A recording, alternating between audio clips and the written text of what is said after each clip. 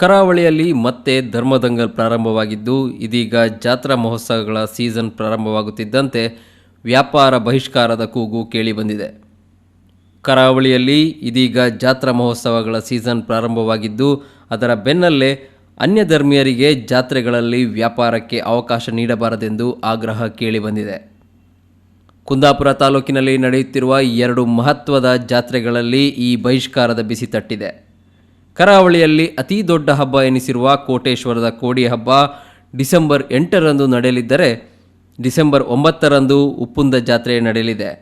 ಈಗಾಗಲೇ ಕೋಡಿ ಹಬ್ಬದಲ್ಲಿ ಮುಸ್ಲಿಂ ವ್ಯಾಪಾರಿಗಳಿಗೆ ಅವಕಾಶ ನೀಡದಂತೆ ವಿಶ್ವ ಹಿಂದೂ ಪರಿಷತ್ ಆಗ್ರಹಿಸಿದ್ದು, ಆಡಳಿತ ಮಂಡಳಿಗೆ ಮನವಿಯನ್ನ ನೀಡಿದೆ.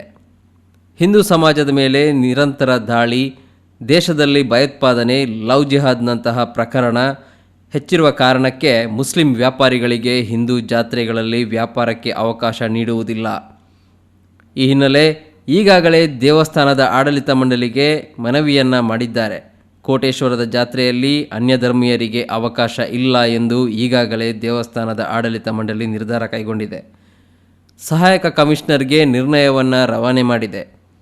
ಇನ್ನು ಉಪ್ಪುಂದ ಶ್ರೀ ದುರ್ಗಾಪರಮೇಶ್ವರಿ ದೇವಸ್ಥಾನದಲ್ಲೂ ಧರ್ಮದಂಗಲ್ ನಡೆಯಲಿದ್ದು, ಡಿಸೆಂಬರ್ 9, 10, 11ರಂದು ನೆರವೇರಲಿರುವ ಜಾತ್ರೆ ದೇವಸ್ಥಾನದ ಆವರಣದಲ್ಲಿ ಅನ್ಯ ಧರ್ಮೀಯರ ವ್ಯಾಪಾರಕ್ಕೆ ಅವಕಾಶ ನೀಡಬಾರದೆಂದು ಹಿಂದೂ ಸಂಘಟನೆಗಳು ಮನವಿ ಮಾಡಿದೆ. ಪ್ರಸಿದ್ಧವಾದಂಥ ಕೋಟಿಲಿಂಗೇಶ್ವರ ದೇವಸ್ಥಾನದ ಕೋಟೇಶ್ವರದ ಜಾತ್ರೆ ಏನು 8ನೇ ತಾರೀಕಿಗೆ ಇದೆ.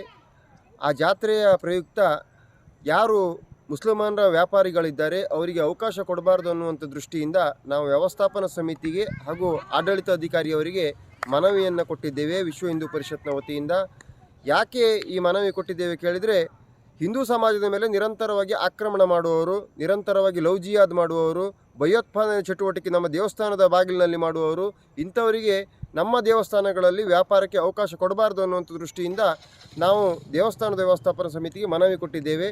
ಹಾಗೆ ಇತ್ತೀಚಿನ ದಿನಗಳಲ್ಲಿ ನಮಗೆ ಹಿಂದೂ ವ್ಯಾಪಾರಸ್ಥರು ಯಾರಿದ್ದಾರೆ ಅವರು ನಮ್ಮ ಹತ್ರ ಮನವಿ ಮಾಡಿದ್ದಾರೆ.